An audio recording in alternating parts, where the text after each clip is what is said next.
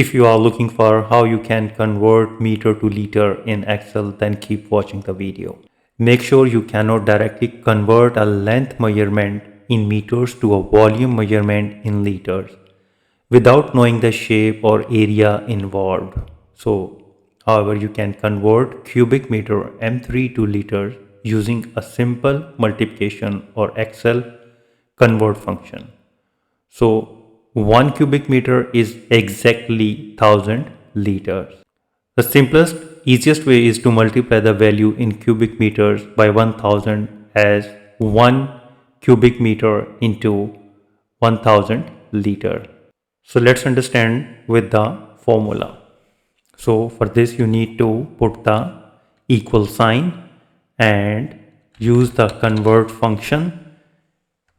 Open the bracket, select the reference cell, comma, double quote, and put the M3 for the cubic meter for abbreviation of the cubic meter.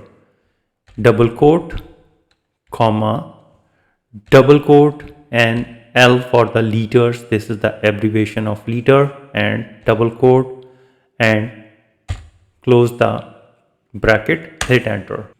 And this is what you can see, that the 10 cubic meter is equal to 10,000 liter.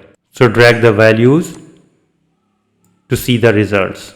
Similarly, if you want to convert liter to cubic meter, then how you can do that? Put the equal signs, use the convert function, bracket open, select the reference cells, comma, double quote, and now use L for abbreviation of liter, double quote, comma, double quote, and M3 for cubic meter, and